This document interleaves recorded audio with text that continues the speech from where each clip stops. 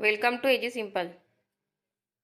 अजीज़ तलबा और तालिबात, इस वीडियो में हम प्रैक्टिस पेपर सॉल्व करेंगे हिंदी लोकवाणी का, जिससे आपकी इंशाल्लाह अच्छी प्रैक्टिस हो जाएगी। तो चलिए शुरू करते हैं। नंबर 1 का अ। निम्नलिखित पाठित गद्यांश पढ़कर दी गई सूचनाओं के अनुसार कृतियाँ कीजिए।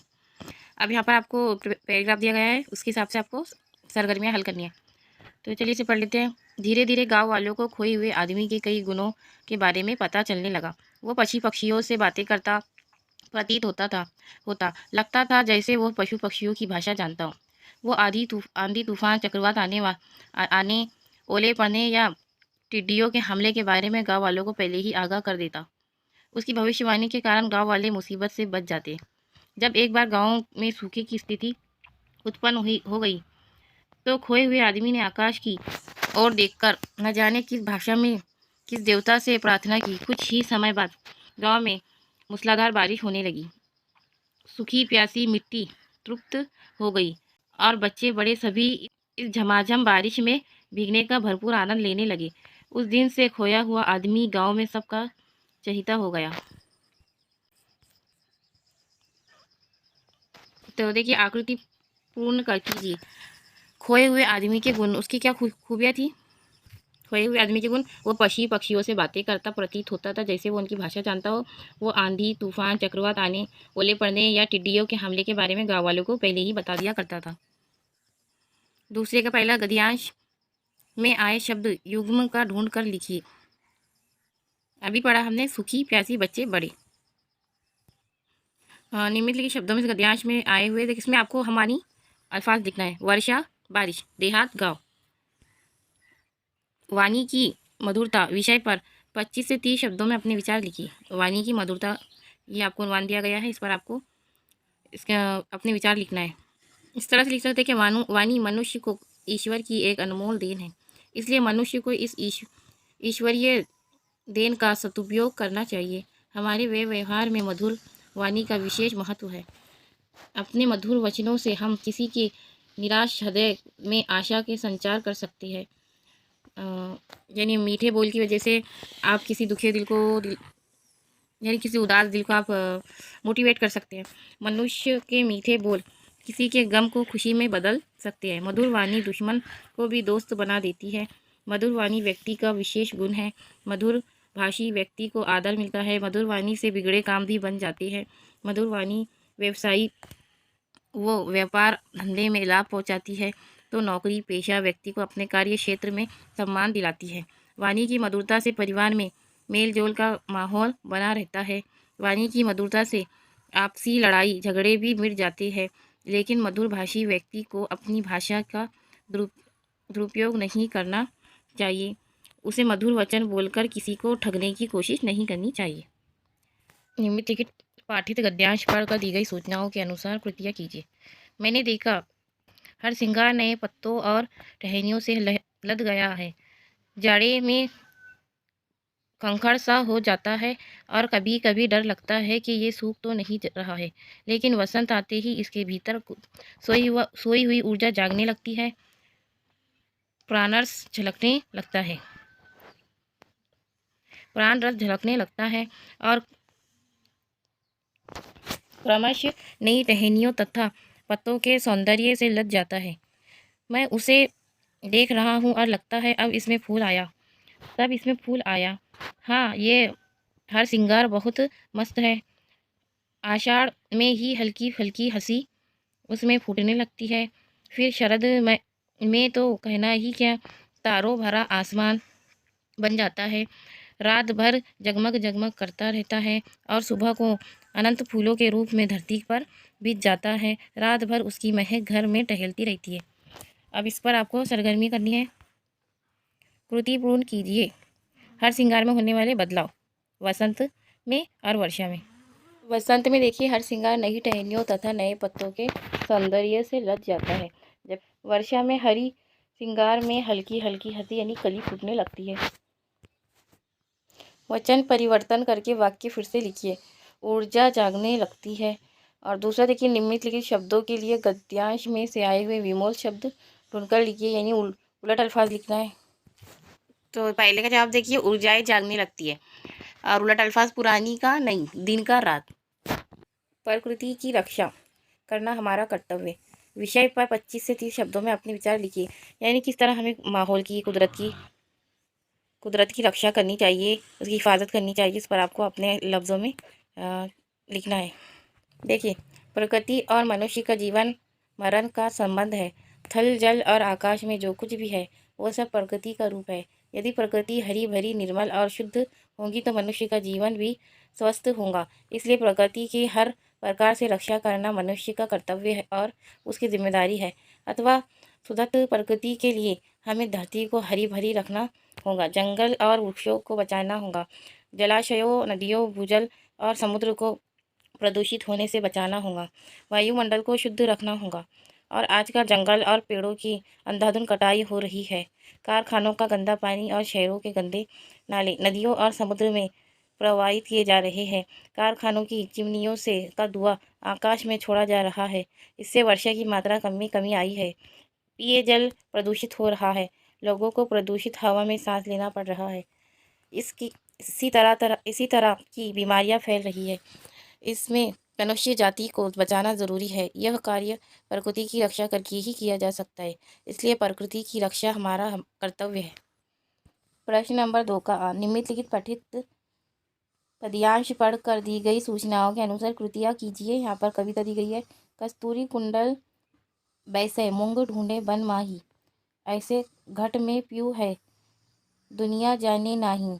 जिन ढूंढा तीन पाइया, गहिरे पानी पैठ, जो बोरा डूबैन डरा रहा किनारे पैठ, जो तोको कांटा बुए ताही बोऊ तू फूल, तो ही फूल को फूल है वाको है त्रिशूल।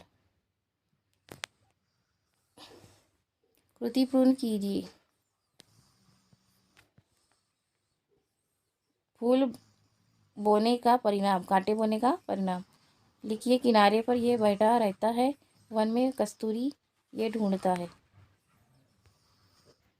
बदले में फूल मिलेंगे और बदले में त्रिशूल मिलेंगे। अगर फूल बोएंगे तो फूल मिलेंगे, कांटे बोएंगे तो त्रिशूल मिलेंगे। डूबने से डरने वाला किनारे पर बैठा रहता है और तेरा जवाब क्या है? मूंग। दूसरा, पद्यांश की पहली 2 पंक्तियों का सरल अर्थ 25 से 30 शब्दों में लिखिए। अब 25 से 30 शब्दों में आपको लिखना है इसका अर्थ। उत्तर देखिए। संत कबीर कहते हैं कि मनुष्य का हालत कस्तूरी मुख की तरह है। कस्तूरी हिरण की नाभि में होती है, लेकिन हिरण को इसकी जानकारी नहीं होती। वो इसकी सुगंध से अभिभूत होकर उसे प्राप्त करने के लिए जंगल जंगल ढूंढता है, फिरता है, परंतु अज्ञानवश उसे यह जानकारी नहीं होती कि कस्तूरी तो उसके भीतर विद्यमान है। इसी प्रकार ईश्वर प्रत्येक मनुष्य के शरीर में विद्यमान है, लेकिन मनुष्य अज्ञानवश उसे यहाँ वहाँ बाहर ढूंढता फिरता है। वो अपने अंदर विद्यमान ईश्वर को नहीं पहचान पाता। अगला देखिए। निम्नलिखित पाठित पद्यांश पढ़कर दी गई सूचनाओं के अनुसार कृतियाँ कीजिए। यहाँ हर शख्स हर पल हादिसात से होने से डरता है। खिलौना है जो मिट्टी का फना होने से डरता है। मेरे दिल के किसी कोने में एक मासूम सा बच्चा बड़ों की देख कर दुनिया बड़ा होने से डरता है। न बस में ज़िंदगी इसके, न काबू मौत पर इसका, मगर इंसान फिर भी कब खुदा होने से डरता है। अजब ये ज़िंदगी की कैद है, दुनिया का हर इंसान रियाई मांगता है और रिया होने से डरता है। अब देखिए इसके आगे हमें यहाँ पर खाका दिया गया है। संजाल पूर्ण कीजिए। डरता है, किस किस चीज़ से डरता है? डरता है मासूम बच्चा बड़ा होने से डरता है, शख्स हादसे से डरता है, रिहाई मांगने वाला रिया होने से डरता है और खिलौना फना होने से डरता है। अब नेक्स्ट देखिए। पद्यांश की अंतिम 4 पंक्तियों का सरल अर्थ 25 से 30 शब्दों में लिखिए। तो देखिए इसका अर्थ लिखेंगे। कवि कहते हैं कि मनुष्य बड़ा ही अनोखा जीव है। इस संसार में उसका मौत पर किसी भी प्रकार का नियंत्रण नहीं है। मौत कब उसे अपना ग्रास बना लेगी वह नहीं जानता। दूसरी ओर मानव का अपने जीवन पर भी कोई बस नहीं है। वो तो परिस्थितियों के हाथों में केवल एक खिलौने के समान है। फिर भी मनुष्य खुद को भगवान के समान मानने लगा। मनुष्य परिस्थितियों के हाथों में, जिंदगी के हाथों में कठपुतली के समान है। अनेक अवसरों पर परेशान होकर वो इन सब से मुक्ति की आशंका करता है, परंतु वास्तव में देखा जाए तो दुनिया के आकर्षण से वो कभी भी मुक्त नहीं हो पाता। सुख समृद्धि के उपभोग की उसकी लालसा कभी पूर्ण नहीं होती। मानक वर्तनी के अनुसार सही शब्द छांटकर लिखिए। विश्वास, विश्वास, विश्वास। इसमें 3 विश्वास दिए गए आपको, जो सही है वो लिखना है। 4 दिए गए, यहाँ पर चिन्ह जो सही है उसको लिखना है। तो विश्वास देखिए, विश्वास को सही तरीके से इस तरह से लिखा जाता है, चिन्ह। सेकंड देखिए, निम्नलिखित लिखित में से किसी एक अव्यय का अर्थपूर्ण वाक्य में प्रयोग कीजिए। के लिए शाबाश। देखिए, हमें अपने देश के लिए काम करना चाहिए। शाबाश, इसी प्रकार आगे बढ़ते रहो। कृति पूर्ण कीजिए। संधि शब्द, संधि विच्छेद और संधि भेद। यहाँ पर आपको शब्द दिया गया है सतजन, और यहाँ पे दिया गया है महात्मा। तो सज्जन, सतजन, व्यंजन संधि, महात्मा, महाआत्मा, सवर संधि। अगला देखिए, अधोरेखांकित वाक्यांश के लिए उचित मुहावरे का चयन करके वाक्य फिर से लिखिए। यादों में जाग उठना, नाक भौं सिकुड़ना। बचपन के लिए गीत सुनकर मेरी यादें ताज़ा हो गई। तो देखिए, बचपन के गीत मेरी यादों में जाग उठे। नेक्स्ट, निम्नलिखित लिखित मुहावरे का अर्थ लिखकर उचित वाक्य में प्रयोग कीजिए। मन मारना। तो मुहावरा है मन मारना, अर्थ है इच्छा को दबाना। वाक्य, लेखक मन मार कर रेल की यात्रा कर रहे थे। अगला देखिए, काल भेद पहचानिए तथा काल परिवर्तन कीजिए। निम्नलिखित वाक्य का काल भेद पहचानिए।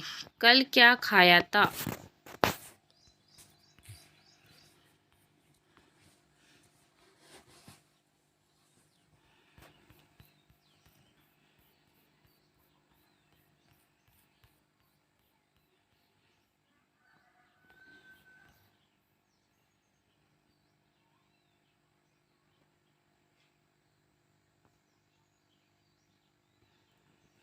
उसका काल भेद है पूर्ण भूत काल। लिखित वाक्यों में से किसी एक वाक्य का सूचना के अनुसार काल परिवर्तन कीजिए। पानी अब निर्मल नहीं रहा है। सामान्य भविष्यकाल करना है। वह तुम्हें हमेशा बुरा भला कहती है। पूर्ण वर्तमान काल में परिवर्तन करना है। आंसर इस तरह होगा, पानी अब निर्मल नहीं रहेगा। और वर्तमान करेंगे तो उसने तुम्हें हमेशा बुरा भला कहा है। वाक्य भेद तथा वाक्य परिवर्तन। निम्नलिखित वाक्य का रचना के आधार पर भेद पहचान कर लिखिए। चंपा के पौधे लगा लिए हैं। तो ये सरल वाक्य है। कौन सा वाक्य है? सरल वाक्य, मुफर्रद जुमला। निम्नलिखित वाक्य का अर्थ के आधार पर दी गई सूचना अनुसार परिवर्तन कीजिए। इस बात के लिए ये गांव वाले ही जिम्मेदार है। प्रश्नार्थक वाक्य, सवालिया जुमले में कन्वर्ट करना है। तो देखिए, इस बात के लिए क्या ये गांव वाले जिम्मेदार है? Question mark. अजीज तलबा तालिबात, विभाग 4 रचना विभाग को हम नेक्स्ट वीडियो में कवर करेंगे।